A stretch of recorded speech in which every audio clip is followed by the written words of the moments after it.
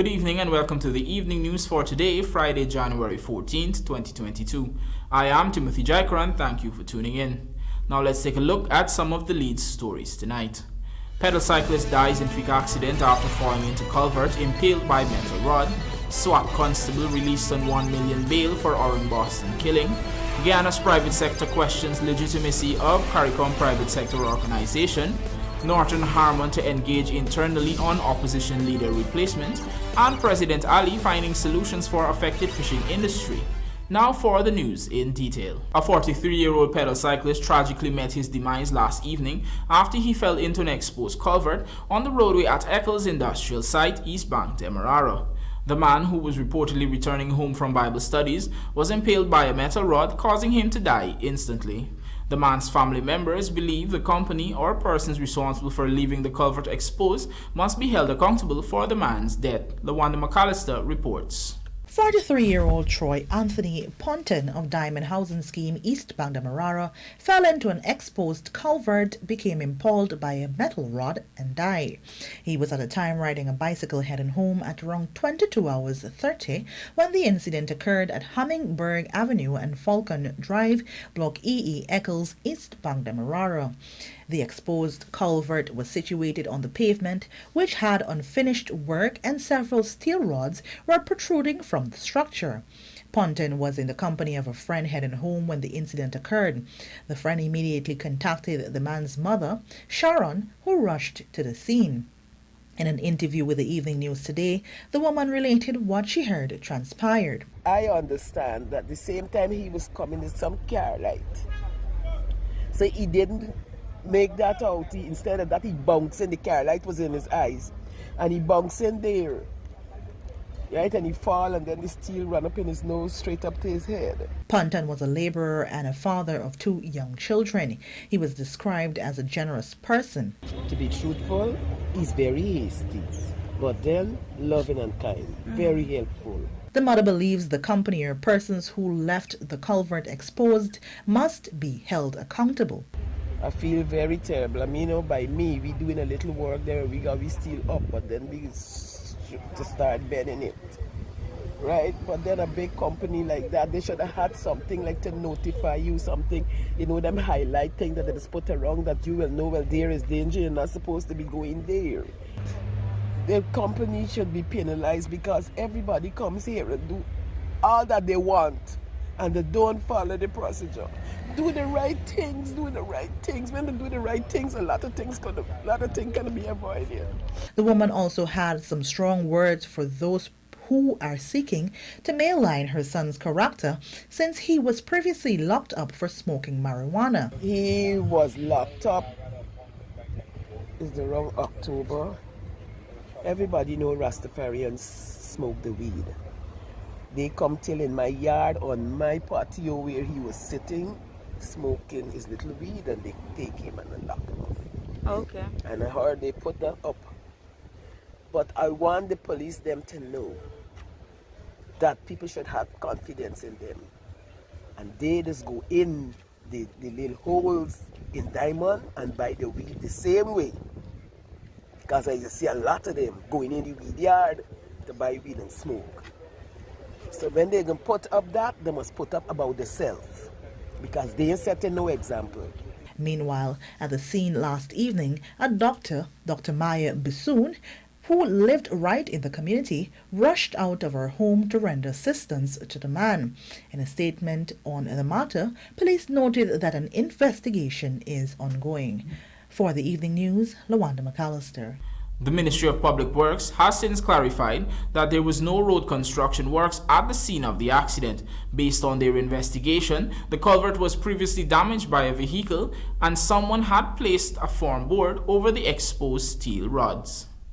Police Constable Sherwin Peters was on Friday charged with the lesser offense of manslaughter almost 4 months after he allegedly shot and killed Essequibo businessman ORIN Boston during an operation. Here is LaWanda McAllister again with the details.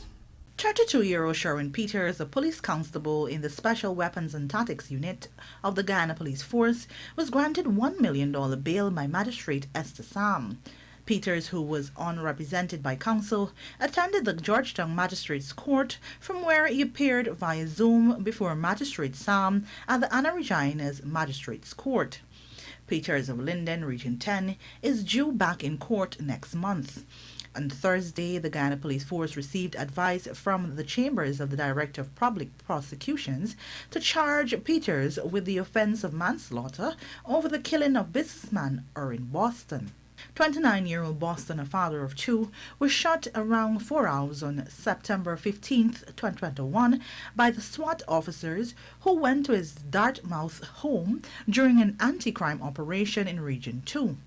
Official statement, the police said there was a confrontation between Ranks and the businessman, during which he was shot. Boston was reportedly shot to the upper left arm with a .223 caliber gun.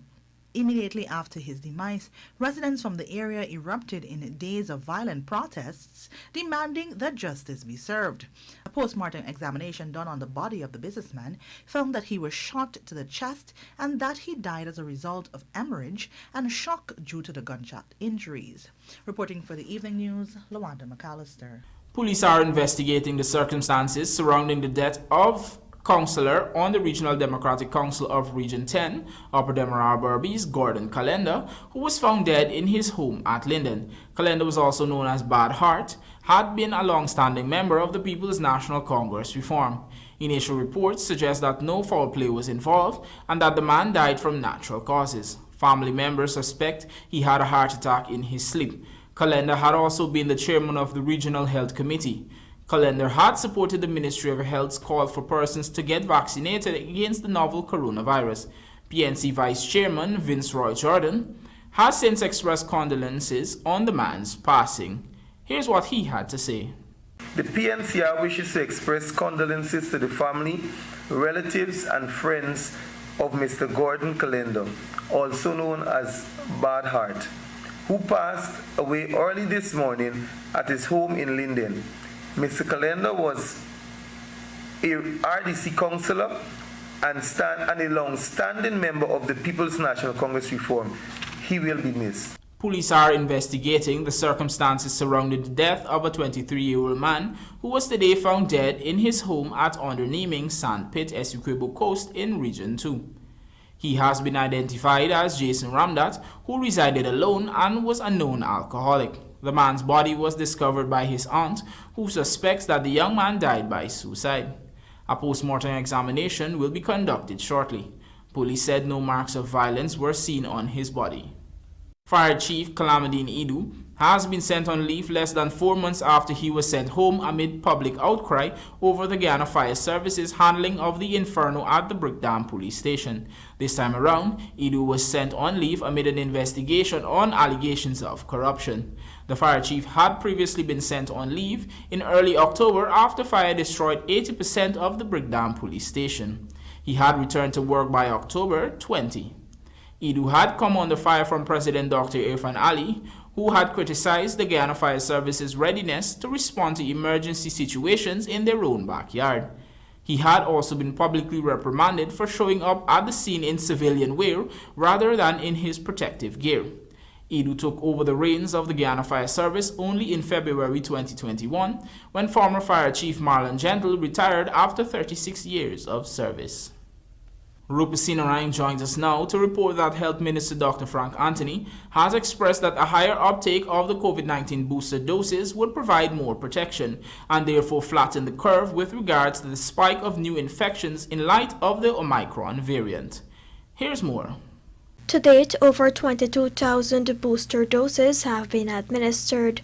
Health Minister Dr. Frank Anthony believes a higher uptake will slow the COVID infection rate, which has been spiraling as a result of the Omicron variant.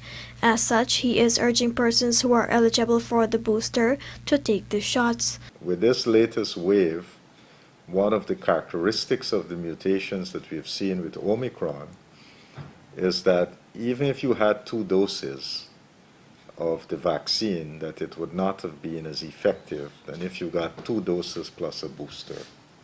And that is why we have been encouraging people to make sure that they get the booster, because with the booster you're more protected against Omicron. Meanwhile, though it has been almost 1 year since the rollout of vaccination, the minister pointed out that the infodemic is still a challenge for authorities. But it is a big problem. The WHO, as you know, would have identified this very early in the pandemic. And they have a very special term for this. They call it infodemic, meaning that people can use the speed of the internet and the reach of the internet to very quickly convey wrong information. And with that wrong information, it takes a lot of effort to try to undo that. Unfortunately, there are people who go on the internet, they look at these things, and some of the people who present them in a very believable way, and they are able to convince and persuade people to do the wrong things. We'll have to come up with strategies of how to minimize the effect of this type of disinformation and misinformation. In Guyana, 81.3% of adults have received the first dose and 59.1% are fully vaccinated. Meanwhile, in the 12 to 17 age category, some 30.6% are completely immunized. Rupa Sinarain, The Evening News. The Ministry of Health has announced that as of January 13, 2022, 6 more persons who tested positive for the novel coronavirus have died. This takes the total number of deaths from the pandemic to 1,081. Among the latest fatalities is a 14-month-old boy from Region 1. There were also 2 fully vaccinated women who died, aged 58 and 77, from Region 3 and 6 respectively. A 52-year-old unvaccinated man from Region 6 and an 83-year-old woman and a 94-year-old man from Region 6 and 4 respectively were among the latest fatalities. Meanwhile, the country also recorded 865 new cases of the virus, taking the total positives recorded to date to 49,056. There are 15 persons in the ICU, 145 in institutional isolation, and 8,835 in home isolation. Recoveries stand at 38,980. Coming up, Guyana's private sector questions legitimacy of CARICOM private sector organization, and NORTON HARMON to engage internally on opposition leaders' replacement.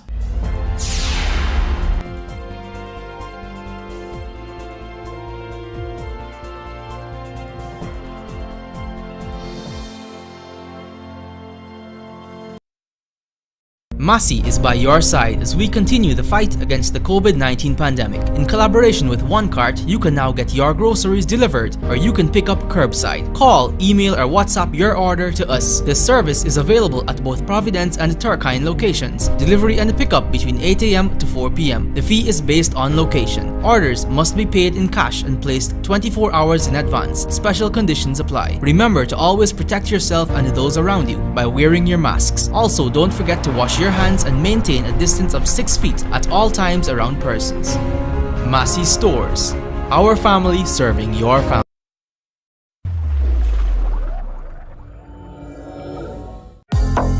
New year, new fortune. It's 2022 and Superbet has something special in store for you. Choose from virtual chick, sports betting, online games, virtual roulette, and many more. Try your luck today. Visit an agent near you or log on to www.superbet.gy. Terms and conditions apply. Must be 18 years and older to play. Don't forget to follow all COVID-19 guidelines.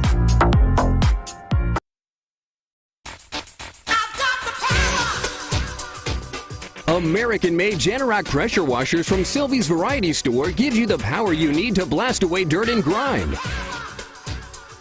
Providing the perfect cleaning power for any tough jobs around the house or business. From 2,500 to 4,000 PSI. So get the Generac pressure washer today with all the parts and accessories available from Sylvie's Variety Store.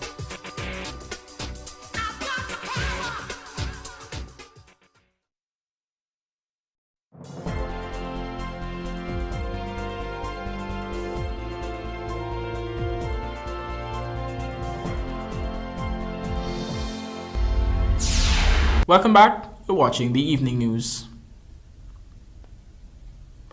as outrage continues to mount over claims that Guyana's historic local content law violates certain aspects of the revised Treaty of Chaguaramas.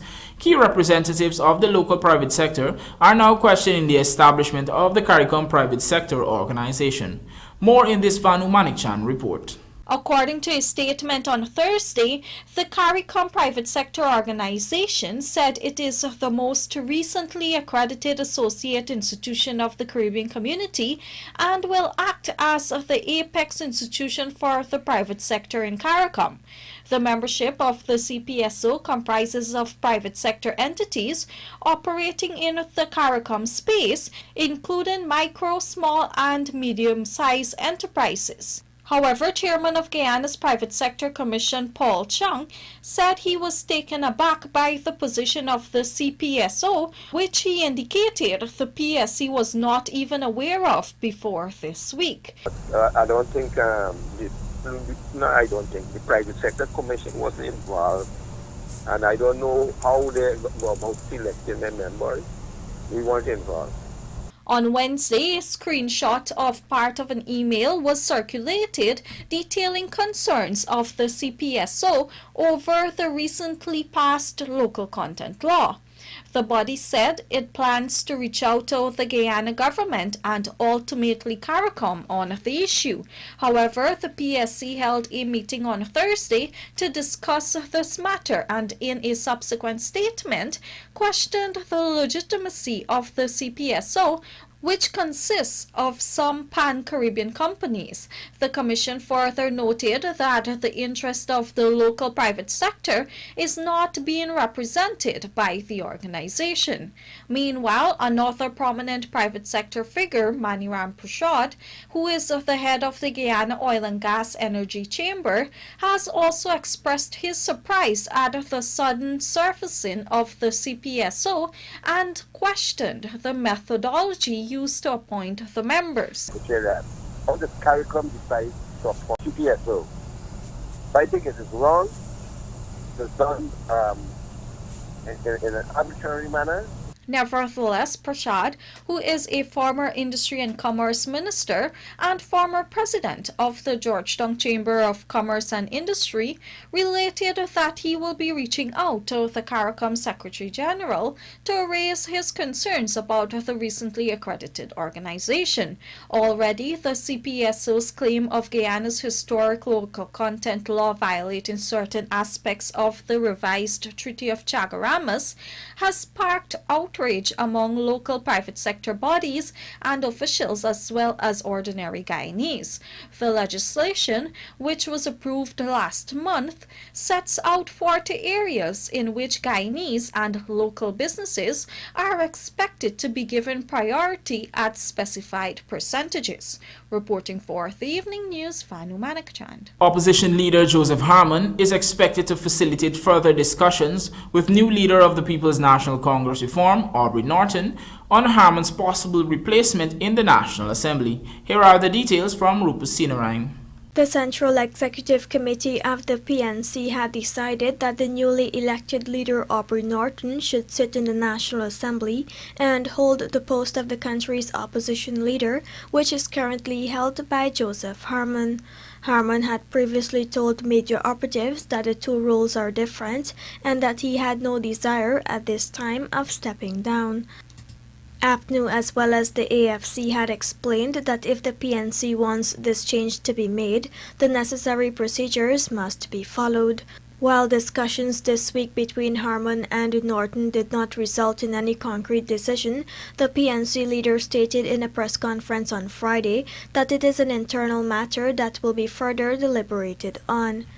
It's an internal matter and we will discuss it internally, and once we will have completed those discussions, I will inform the press in future. Our work is going, it's going at the right pace, and we will continue to do our work. I'll be guided by the party leadership as we proceed into the future. Reports are that Norton also wants to be the representative of the list of candidates for the APNU AFC. As it stands, former president and former leader of the PNC, David Granger, is the representative of the list. Granger is also the chairman of APNU, while Harmon, on the other hand, is the general secretary. President Dr. Irfan Ali, during the launching of a flagship agriculture program for youths, said his government is on the cusp of rolling out a number of innovative solutions that would guarantee the livelihood of fisher folk is maintained. Find out more in this report. Like other countries worldwide, Guyana fisheries industry is battling with the decline in fish catches. It has now reached to the point where it has become a global concern. As such, President Dr. Irfan Ali said his administration will not allow the industry to dwindle. We're not sitting back. We have a responsibility to find solutions, and that is what we're doing. We're working every single day on finding innovative solutions.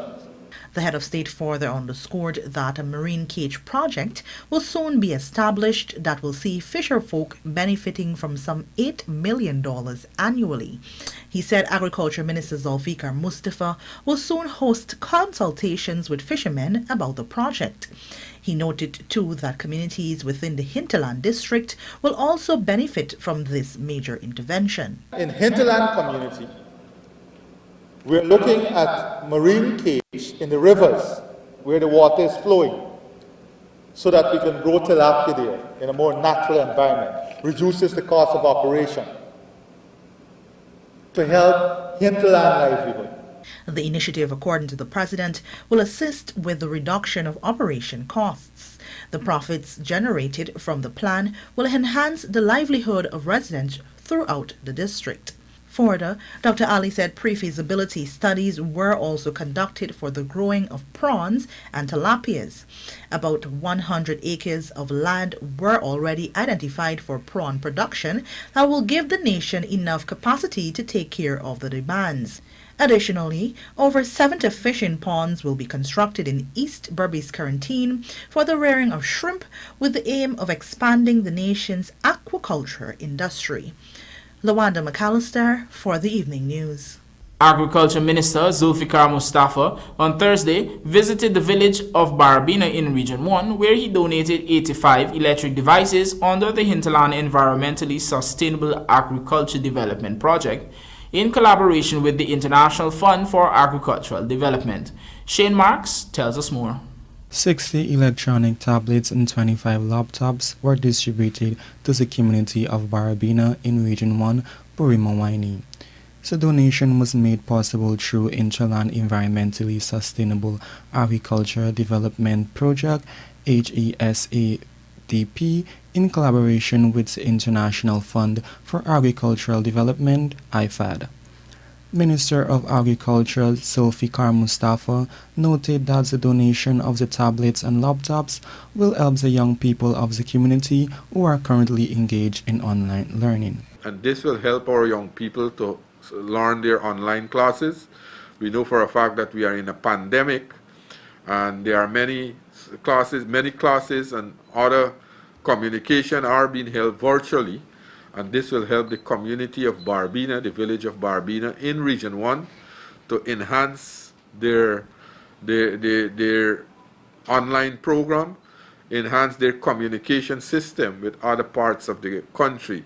And I'm very happy that this will help the community change lives in the community, will help our students to learn their syllabus, learn their schoolwork, and these programs will continue across our country. Mustafa noted that initiatives like this one will be executed in other communities to help better the lives of the Guyanese people. Meanwhile, Chairwoman of the Community Developmental Council, CDC, Roxanne Skeet, thanked the government and its collaborators for their timely donation, while noting the positive effect it will have on the students of the community. These asset devices will access school-age children who have a major disadvantage in not having technology devices to attend online, school and complete assignment and SBAs. Many of the children have to journey to Mabaruma or Komaka to access printing services. Additionally, The ICT hub is not yet operational and will be over an hour walk for all children depending on where they live, and it's very costly. So once again, on behalf of my community and council, I want to say a big thank you to the government of the day and all who work tirelessly in the Ministry of Agriculture. He said, through this pandemic crisis, COVID-19, for making this project a success. Thank you. For the evening news, Shane Marks. And now for a look at the bridge reports. The Demerara Harbour Bridge will not be closed to vehicular traffic on Friday, January 15th, 2022. Meanwhile, the Berbice River Bridge is scheduled to be closed on Friday, January 15th at 14 hours 30 for a period of 1.5 hours. Australia humbles West Indies in Under-19 World Cup opener, and Ireland beats West Indies in rain-affected game. Details of these and more in the Sportscast sponsored by MacCorp coming up on the other side of the break.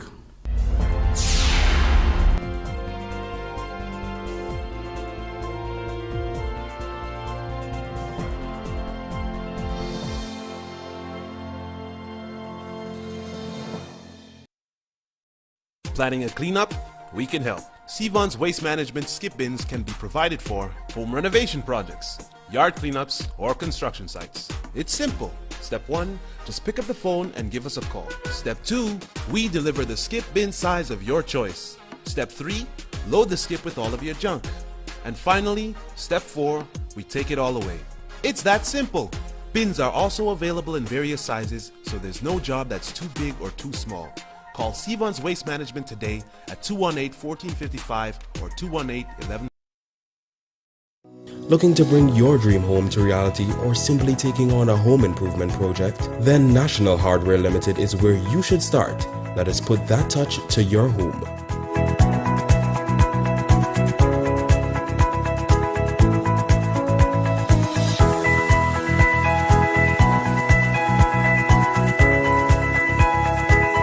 Choose from over 1,000 Berger Paint original hues for any surface.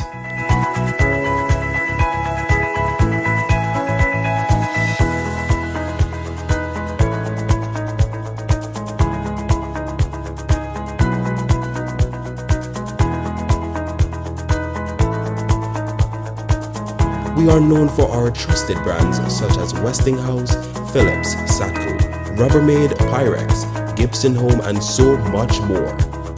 National Hardware Limited, your do-it-best store, located in downtown Georgetown and industrial site Rijnveld. Win big with Ultra Lubricants. Win a Toto backpack every week. To enter, purchase any Ultra Lubricants. Send us a picture of your receipt via WhatsApp to 604-5810. Winners will be randomly chosen weekly. Promotion ends February 28, 2022. ISG, the best opportunity to make the right choice.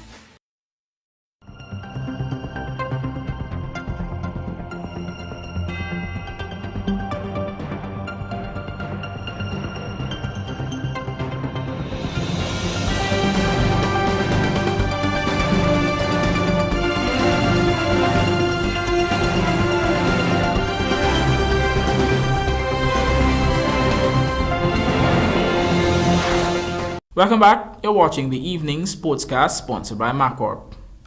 When you're looking for superior aftermarket parts, where do you get the reliability and convenience to reduce downtime?